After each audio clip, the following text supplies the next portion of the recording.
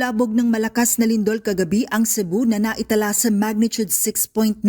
Base sa report ng Philippine Institute of Volcanology and Seismology o PHIVOLCS, naiulat ang sentro ng lindol sa Bogo City bandang alas 9:59 kagabi. Sa lakas ng lindol, maraming mga istruktura ang nawasak. Ang simbahang ito sa Daan Bantayan, Cebu, gumuho at halos mapulbos ang mga simento. Ilang branches rin ng fast food chains ang nagkawasak-wasak dahil sa lakas ng lindol. Nagkasira-sira rin ang eskwelahang ito dahil sa tindi ng pagyanig. Habang nagkabitak-bitak rin ang ilang mga kalsada. Sa kuha ng isang dashcam, makikita na nagpagewang-gewang ang Mactan-Mandaue Bridge dahil sa tindi ng pagyanig.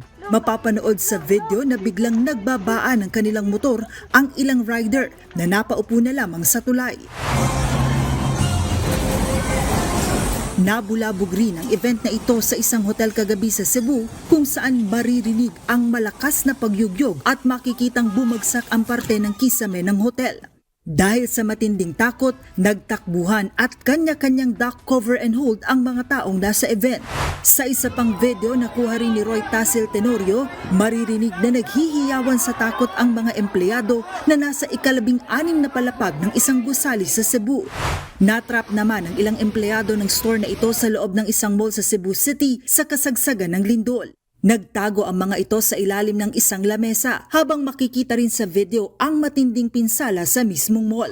Agad namang inilikas ang mga pasyente kabilang na ang ilang sanggol mula sa isang lying-in clinic sa Naga, Cebu. Maging ang mga pasyente sa Cebu City Medical Center ay inilabas rin ng ospital sa pangamba ng posibleng pagguho ng gusali. Sa ngayon ay patuloy na kumikilos ang mga otoridad sa Cebu para sa search and rescue operations, pati na ang paghahatid ng tulong para sa mga naapektuhan ng malakas na lindol.